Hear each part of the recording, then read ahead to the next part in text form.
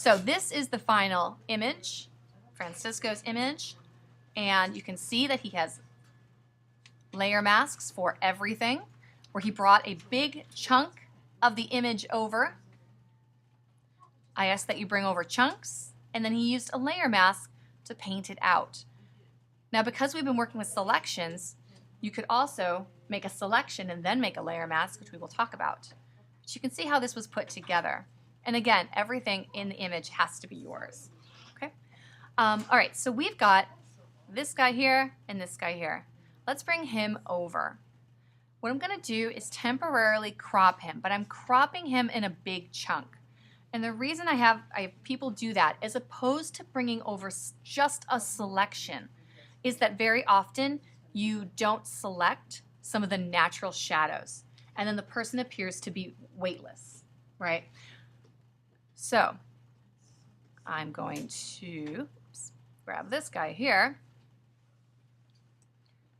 drag him over to the master file, right? And let's put this back into Photoshop by dragging it right there. Don't save this file, so you don't have to save it.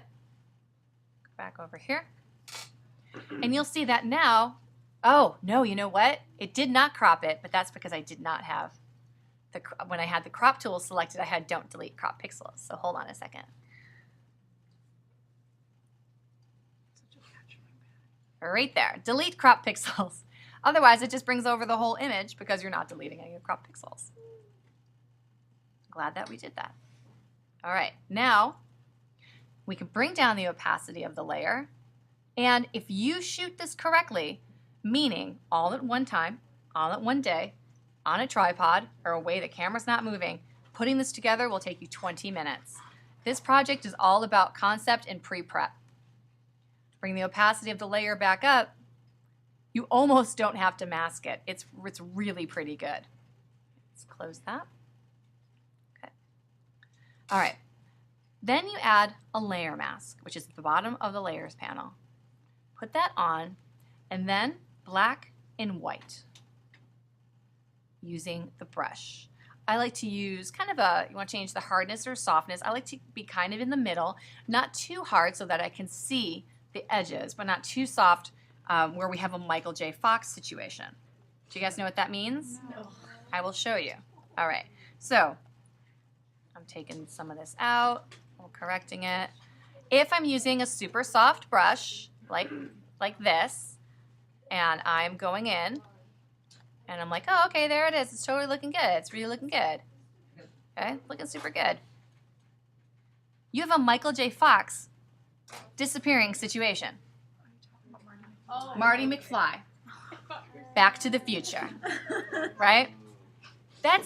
He's a solid, for God's sake. So that's when you might have to go back in and make sure that your figures are solid and not disappearing as you are trying to get the parents to get back together. Okay?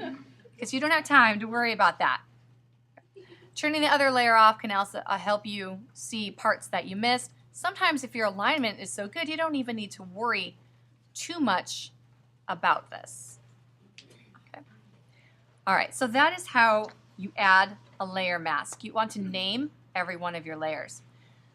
This is your pixel thumbnail. Make sure that you're working on your layer mask thumbnail. If you double click on the layer mask, it brings up your mask properties. You can change the density, right? Which in this case is probably not a good idea. But you can also feather the mask, which may or may not be a good idea. Then you also have mask edges, which is the same as refine edges, except it's on the mask. So if this was a very tight mask, you may want to come in here and loosen up the edges. So let's give that a go. Let's get rid of this. Delete. Okay. I'm gonna grab, let's grab the quick select, and we're gonna grab his hat, his hand. So if I wanna get, some of the natural shadows in there. So if you wanted to start from a selection, you could. That would keep your editing mask time down. So you could start with this selection. If you want to take the chair out, we could take the chair out. And then hit layer mask, and it will, everything that's black will be hidden, and what's white will be shown. All right, let's go to panel options for just a second. Make that a little bigger so you can see it. Now, you could go into mask edges and see if it's too raggedy. You could smooth it out. You could also shift the edge a little bit. Maybe don't smooth it out that much. That's a lot of smoothing. You could feather it, right? You could increase the contrast. So you can use all of the same tools that you used in the refine edges on the mask, okay? And you get there just by double clicking on that mask and bringing up the properties panel. So we've got, you could also invert it, should you want to, by hitting invert or Command I. I'm gonna make that like that, turn the background back on. And when you're editing for this assignment, again, you want to make sure that your figures have visual weight. So if you make a selection of just the figure, you'll probably miss this shadow here, this shadow here, okay? And that's why I suggest bringing over a big chunk of the image and then masking it from there. But I wanted you to see that you also have the mask tool. You have another option in the mask edges. Is you can refine this by painting in parts. Right? And it will bring in certain parts. It's not going to bring it at 100%, but if it was a blending situation, this might be an option. See how it just kind of blended that in a little bit? Oh, actually on the projector it's very hard to see. You have the option of, this is great with hair. When we'll do an example with hair. And if you want to erase those refinements, you could do that with this tool, okay? So we will do a pretty advanced selection on Monday using hair, and these two components of the refine mask and the refine edge tool are so handy, all right? Right in here. Okay. Okay. Oops, thinking about, we'll hit return. All right. Now it's going to think just for a second. It's refining.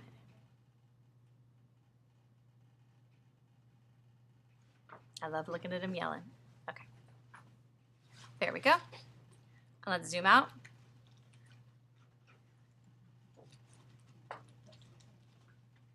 Okay.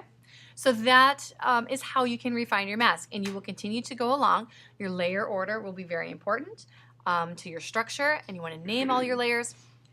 Let's do one more thing while we're at it, and then I will give you guys time. What if he was lighter than everybody else? If he was lighter than, if everything needed to be lighter, you could just kind of add a levels layer, right? Because that is global and affects everything below it. But if you just want to affect one figure, hold down the option, hover between the adjustment layer and the layer you want it applied to, and click. And now you can just adjust that character. If you wanted him to be black and white, you could clip that in and he would just be black and white. Okay, so that's how to use a global layer adjustment layer as a localized adjustment layer. You can also paint on these, and we'll get back to that in another video.